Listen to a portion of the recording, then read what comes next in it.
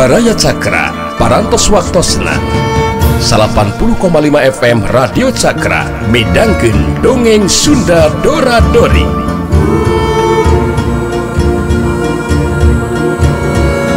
Sim kuring sapara kanca ngahaturkeun wilujeng ngadangukeun.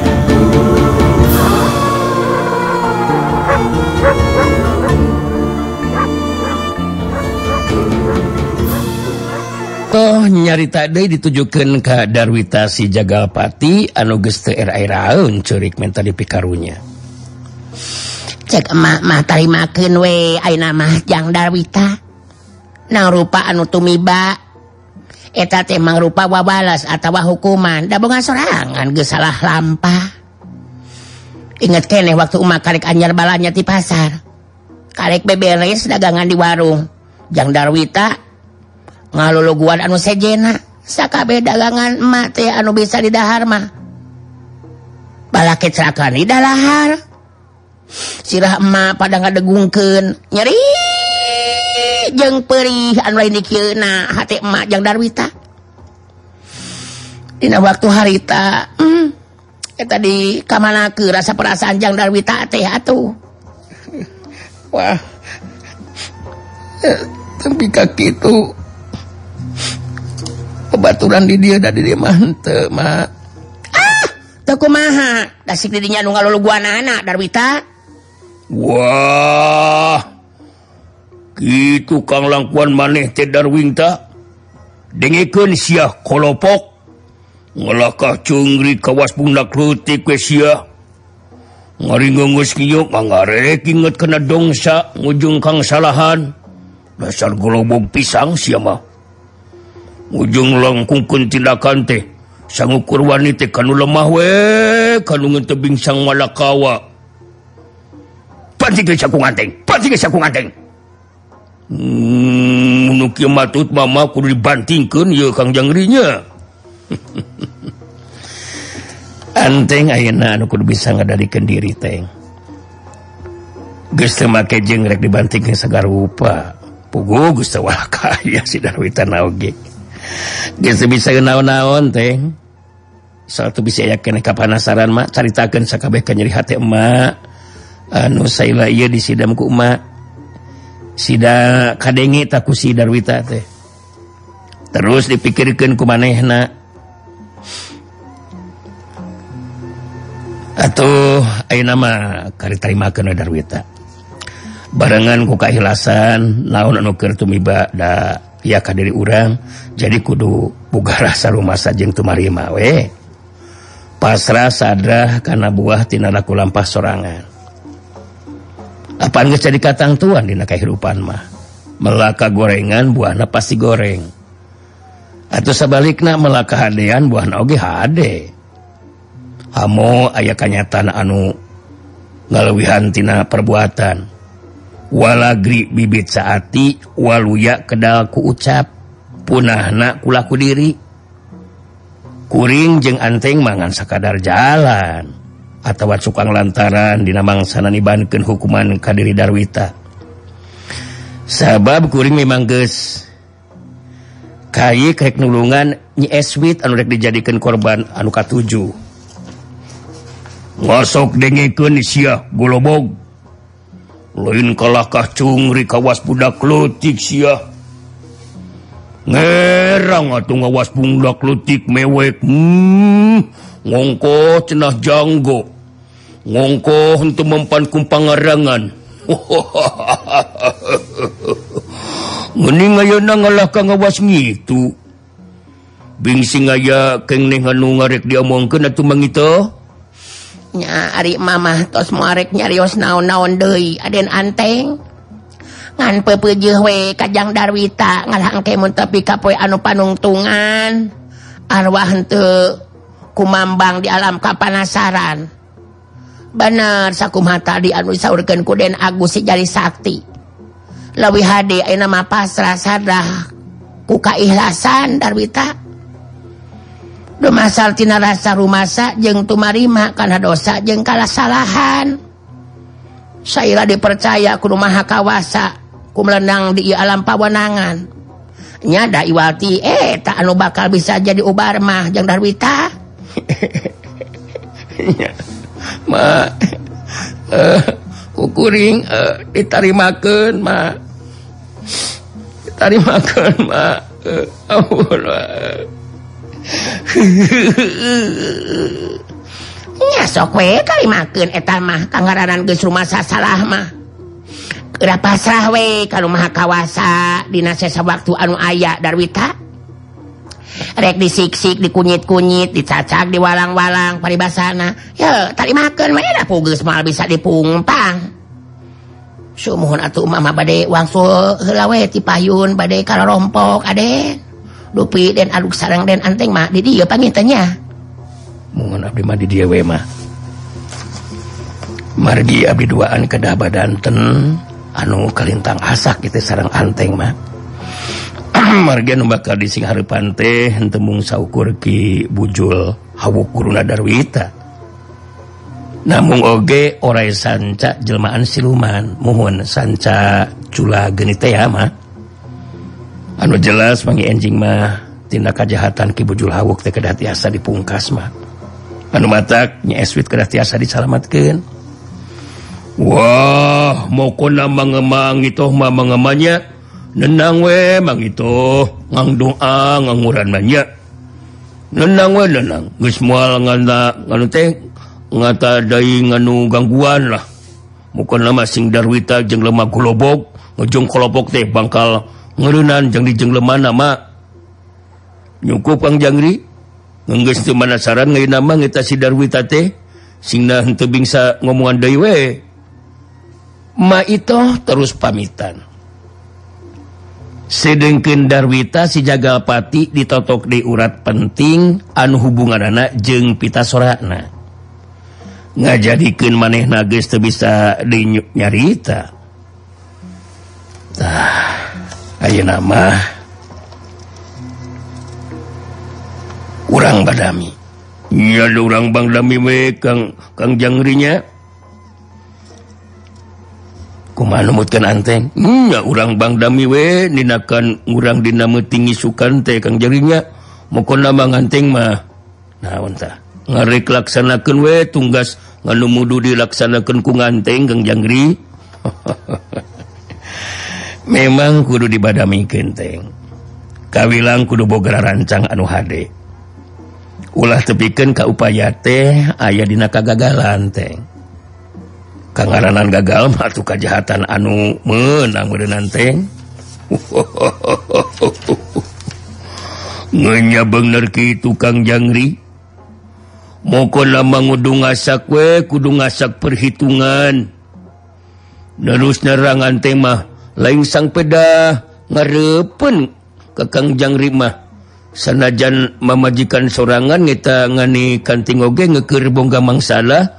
Nepi ka ngenteu mentingkeun pribadi ngalahkan urus nulungan Nyi Weswit pangdahal ngamun nganu sejen mah muni ngene kepentingan pribadi we nu ngutamakeun. Apaan lebah dinya urang diuji na teteh ngan mun dibandingkeun jeung jasana ieu alam katut pangeusina anu kapurba nya kalimpudan kumurah asihna Gusti. Jadi lantaran akang ngarasa jeung rumasa ayana ieu diri teh lantaran ku murah asihna Gusti teh. Geus jadi kewajiban jeung pancen dina kahirupan kudu welas asih ka sasama. Dibandingkeun jeung panon poe anu mere caang unggal poe.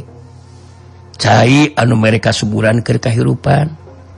Angin anu mere kasegeran ayana hawa dina kahirupan. Jeung jasana ieu lemah cai eueuhna naonan. Eueuhna naonan naon nu dilakukeun ku akang ayeuna teh.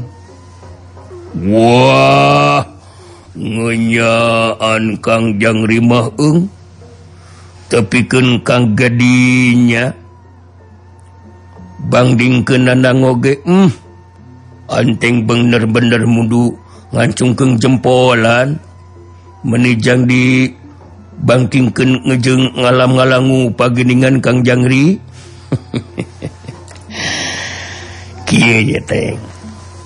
apaan urang ge bagian tina ieu alam teh nu matak antara ieu alam anu mangrupa jagat gede jeung ieu diri jagat leutik teh memang deukeut hubunganana teh henteu beda ti gula jeung amisna uyah jeung asina nah bakal aya kahirupan kitu mun anu maha kawasa henteu nyiptakeun ieu alam jeung pangeusina anu matak bedana urang jeung sato mah nemrak teh ari sato mah nyahonangan ukur bener ngandu masarkana naluri kasatoanana lapar ningali poe dina poe sanajan ditungguan ku anu bogana anger we dipacokan da lapareun geus teu make dipamikiran tah ari manusia mah nyaho disalah kitu teh lantaran boga budi pamilih nganya kitu teu kurang anu ngaraku manusia teh nirca tina lampahna kawas Darwita ye budi geus kasilih ku nafsu antukna laku lampah leuwih tibatan satu hewan kitu tah teh. Wah, ngenya bener Kang Jangri bener anteng oge jadi beki Kang buka ngajeuna mah Kang Jangri nyukur ngejeng bagjaan anteng bing sabang barengan ngejeng Kang Jangri anu luhuran ku ngelemu jembaran ku pangang bingsa terus kumaha rancang ngisukan meting teh Kang Jangri ngasok jenglaskeun Kang Anteng ku akang ayeuna bakal dijelaskeun ka Anteng ya teh ngeunaan rarancang anu jelas kudu bisa dilaksanakeun kurang dua Anteng jadi rarancang teh ulah nepikeun ka gagal teh urang kudu bisa mungkas rumakuna kajahatan anu ditulungan ku Ki Bujul Hawu jeung sanca Culageni teh. Jadi kira rancang akang teh. Si Jari Sakti harita terus ngajelaskeun ka si Banteng Wulung ngeunaan rarancang anu bakal dilaksanakeun dina waktuna acara seba nyawa teh. Si Banteng Wulung dari anak keran ngabandungan kana caritan si Jari Sakti anu ngajelaskeun rarancang pamikiranana tunda nu kacarita peuting harita di kampung kahuripan harita Saraswati jeung Sirawing masih keneh galuntreng tacan sare Saraswati anu harita keur cumarita bari neuteup ka Sirawing anu diuk nangunjara di juru tepas. Mudah-mudahan we upaya Bamadun sing aya dina kalancaran Kang. Pangpang nama anu kudu jemar hate haat nulungan masih teregos bodas guru nasi keling. Ari kangaranan ang punjul ilmu mah. Bet asa piraku henteu mampu mulihkeun kayaan Kang Rawing Kang. Akang oge apanan suruh atuh akang oge harapan teh kawas kitu Raswati. Apanan akang ge kalumban sabenerna mah apanan. Nyaho bakal pikieun mah apanan geus henteu kudu jadi muridna Ki Debleng apanan. Geus henteu kudu bisa kana silat. Apanan nyaho rek terus kawas kieu mah apanan Raswati. Tapi Raswati mah apanan masih tetep nyaah ka akang meureunanya. Ulah nyaros kitu atuh Kang Rawing. Sok aya wae ari taeun teh. Ya bade kayan Kang Rawing kawas kumaha ge tangtos we atuh abdi mah tetep nyaah. Ngeunaan harapan sangkang Kang Rawing tiasa pulih deui mah da tos kawajiban urang milari upaya. Sakumaha anu dakukeun ku Bah Madun. Anu bade minang saraya kasih teregos bodas guru nasi keling Kang. Sedengkeun apanan si keling mah nganggap musuh ka akang teh Raswati. Apanan ceuk maneh nama akang anu geus ngabinasakeun indungna. Apanan akang mah sanajan mineng tarung apanan asa can pernah ngabinasa ka wanita apanan nu jadi penasaran ke akang mah eta nu nyaritakeun kitu ka Sikeling teh apanan urang kudu nyaho bener henteu Raswati memang laras Kang anu matak abdi beuki tambah penasaran hayong terang naha saha kolotna Sikeling teh mun indungna majarkeun dibinasa ku Kang Rawing atuh bapana masih kene hirupun kitu mah jadi anu tos masihan keterangan ngeunaan indungna dibinasa ku Kang Rawing teh muhun bapana ka bisa jadi Raswati apanan akang boga pemikiran apanan urang kudu bisa panggih apanan jeung bapana Sikeling mun kitu mah Raswati nya ngarah puguh apanan jadi tenang mun geus ngajelaskeun ka bapana Sikeling mah apanan nu jadi bingung teh eta Sikeling budak teh apanan sok aya we anu ngabaturan denge-denge ku akang mah disebutna teh sigali apanan Raswati dina kayaan keur kitu datang Mbah Madun gancang harita dibagiakeun ku Saraswati jeung si Rawing kumaha ari mudi ente sareng ka dieu geuningan Abah langsung ka bumina capek sauna teh Mas ari Abah nu mawi ayeuna tos jasa dongkap deui ka dieu semuda kabujeng pondak sareng si Teregos bodas gitu tenangkeun heula we atuh Bah apanan nari geus tepung si Teregos bodas mah apanan bakal puguh jawabanana apanan matakna Abah nyase we nyase apanan Mbah Madun pasina oge masih kene capeun atuh Raswati apanan kudu leureuk heula kedeung wae mah apanan bener teu muhun ngartos abdi ge Kang Rawing upami tos pangsang si Teregos bodas mah tos aya kapasian atuh pangintanya Abah keresahan teu nulungan Kang Rawing janten kieu Mas ke ayeuna ku Abah bade dijelaskeun heula ieu ngeunaan tepangna Abah sareng si Teregos bodas gitu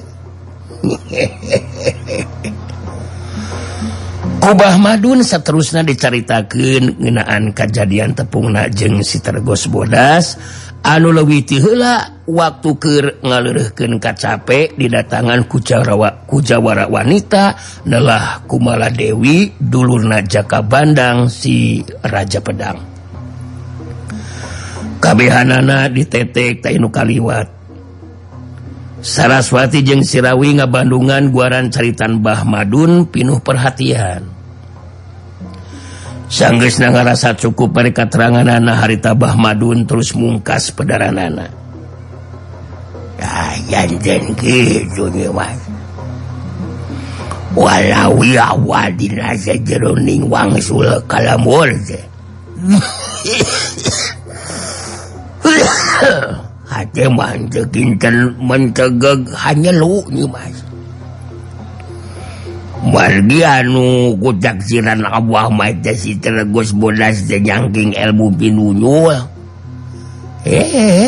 buat kalakah nu nyaurkeun ku bakal tiasa mampu ngalandongan tuang rakat teh sauna teh Sikeling gitu nya Mas nilikana kaya nu sapertos ieu mah rupina kedah milian deui we upaya anu sanes ieu Mas nah babat kagungan emutan anu kitu geuningan Abah sumula jajan tiasa dipastikeun atuh bakal ka dieu henteu eta Sikeling sumuda salira lagi masuk apaan uning Sikeling nganggap musuh apaan katuang rakat teh upami teh mah dipiwarang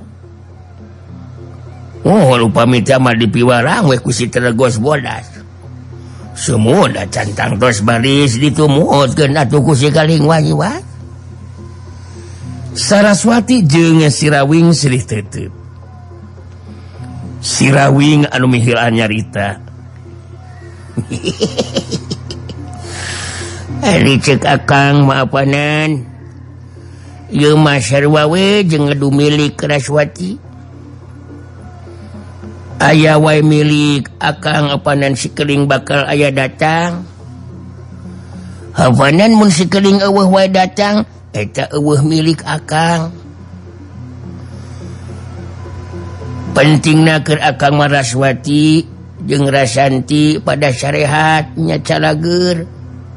Kadar akang apanan mun tetep acan keneh pulih deui mah apanan kul tarimakeun we ku akangna oge Saraswati. Henteu tiasa kitu Kang Rawing. Margi naon disalempangkeun ku abdi kitu deui ku Bah Madun. Tos ngawitan aya kembang-kembangna Kang. Tos apaan ku Maladewi anu ngakukeun Abah, non teu ngakukeun mah dulurna si Jaka Bandang. Boga karep malas pati ka Kang Rawing. Malah ngintip kana obrolan Bah Madun jeung Jang Mudi waktu ke leureuh teh jelas tos tiasa dipasikeun ieu mah Kang. Moal lamin dige bakal nyebar ka mana-mana beja ngeunaan Kang Rawing anu leungit kamampuan dirina. Eta anu bakal ngondang rasa kapanasan ke pihak anu nyidem kan nyeri hate. Hayang malas kan nyeri ka Kang Rawing. Upami teh mah pada datang ka dieu saha anu bakal tiasa ngabela oge ngungkulan kana eta kaayaan Kang. Eta anu jadi pamikiran abdi mah Kang Rawing. Bener Jang Rawing. Eta pisan anu jadi salempang jeung bingung keur Abah ge. Nya da henteu ngan ukur kitu. Nyi Saraswati anu salempangan teh dalah sakumna warga kampung kahuripan oge. Bakal boga sikep anu sarua. Da moal aya anu ridho bisa narima mun jama Jang Awing dina kaayaan saperti kieu. Didatangan ku jago-jago nu ngarasa dendam ka Jang Awing. Nya boga karep rek binasa. Wah, geus kabayang ku Abah oge. Dieu lemur bakal lumangsung Rajapati. Loba anu jadi korban. Sabab para warga bakal pada maju ngabela hayang nulungan Jang Awing. Apanan cek kakao ge lamun kitu mah mending keneh balik dewe ka sumur Legok Panamping apanan. Apanan akang na oge ari eueuh di lemur mah apanan rek naon datang ka lemur oge. Tapi apanan kasalamatan jeung keamanan anak jeung pamajikan akang oge apanan kudu dipikirkeun Saraswati apanan. Mun akang ka sumur Legok Panamping deui teh Saraswati jadi kudu mikeun salasah ti lembur apanan. Saraswati narik napas panjang semu anu ngarahu. Kitu nate da puguh geus kabayang mun teh mah bener anu dicaritakeun ku Bah Madun jadi kanyataan. Mangka lain bae si Rawing anu bakal jadi korban, tapi Saraswati kitu di warga kampung kahuripan sakur anu rek bela pati ka si Rawing sarua bakal jadi korban.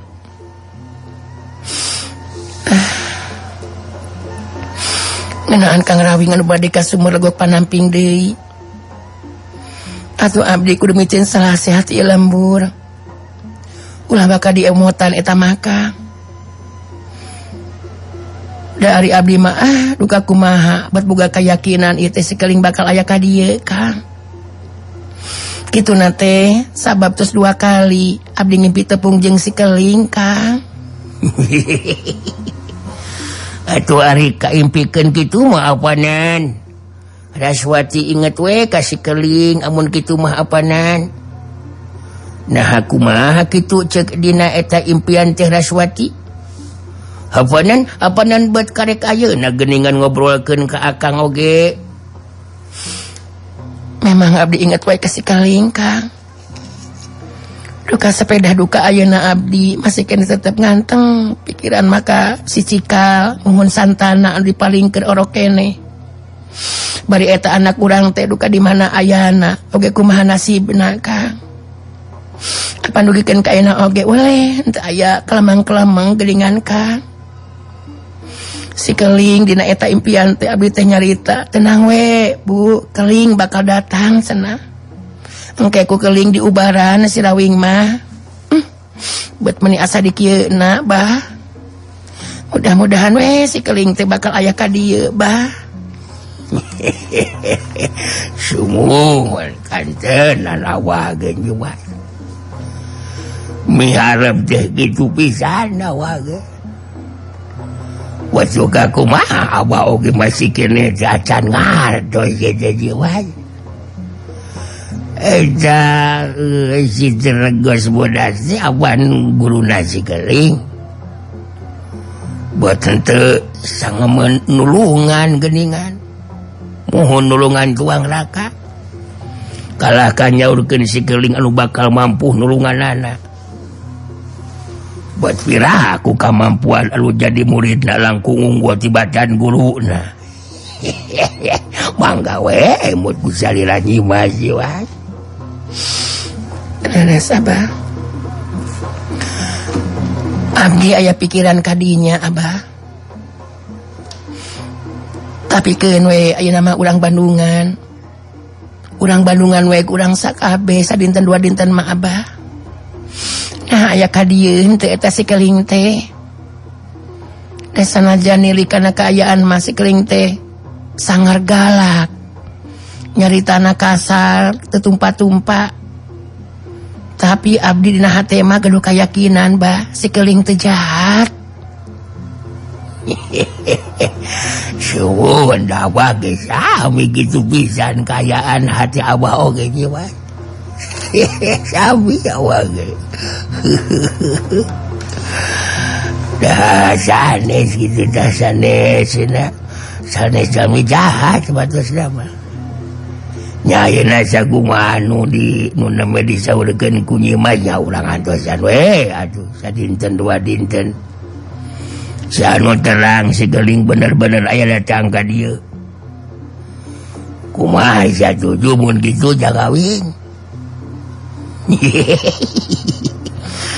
apanan awing mah ti kamarikeun oge apanan geus minta bantuan boh tanaga atawa pikiran apanan ka abah nya da kayaan awing kawas kieu mah apanan jelas butuh ku bantuan atuh bah apanan tadi cek awing ge ieu mah kari tinggal ngadu milik awing we ieu mah anu macak apanan bener cek Raswati urang daguan we heula sapoe dua poe mah apanan mun eueuh wae datang mah nya apanan kari urang badami we anu tadi teh akang numpi deui ka sumur lagok panamping Raswati jeung Rasanti kitu deui bah madun kudu micen salasah ti lembur apanan kitu Raswatinya mohon atos we kitu atuh ayeuna mah urang istirahatkeun heula we da wanci bagi peuting ieu teh oge abdi tos tunduh Kang kitu diantarana babadamian anu mangsung dina waktu harita antara Saraswati jeung si Rawing katut Bah Madun. Waktu terus maju wanci peuting kasilih ku beurang. Si keling wanci carancang ti hangge jeung sugali geus arinit rek ka kampung kahuripan. Wanci kabeurangnakeun harita duanana leureuk heula sakedeung. Ingatkeun sia kumaneh gali. Montong ngarep-ngarep hayang leureuk nyatu di warung sia. Tadi pan urang geus nyatu timbal anu dibakal sia gali.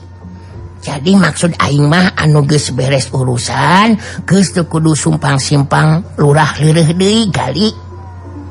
Kumaha ka hati aing pulunga-pelongo maneh teh? Hah? Hati teh maksud omongan aing gali? Atuh puguh we ka hati pisan keling. ngan naon deui sia kela atuh ngan manggali tadi buat boga pamikiran kieu kaling. Pamikiran naon sia? Pamikiran naon gali hasok jelaskeun ka aing. Kieu kaling. Nya ieu mah ngarah kaling jeung manggali pada aya dina katenangan. Dina ngalaksanakeun kana pamaksudan gitu. Jadi maksud manggali teh mun bisa mah keuling ka kampung kahuripan langsung nepungan Saraswati. Atuh manggali ge langsung dimanggihan Ceihat. Tah, kalau tinggal kieu we manggali mah karinungguan disamper ku keuling. Jadi asa teu paruguh jeung kasup nyik satu manggali teh kadunungan. Manggali bobogohan jeung Ceihat. Ditungguan kudunungan. Itu sungguh terlalu. Tak gitu. Jadi maksud maneh mah ngarah tenang jeung leluasa meureunanya. Bisa bobogohan jeung si Ceihatnya. Jadi mun can datang aing nyampeurkeun ka maneh mah, maneh moal waka mantog meureunanya. Lumayan encer oge otak maneh gali euy. Jadi mun maneh teh ditungguan ku aing mah si Ihat ku maneh bisa disaranekeun kana jero lomarinya. Apaan maneh sok nyacape kitu ka aingnya utak-utik diseri kana lumare kana lomari teh kitu didedetkeun kana jero panto.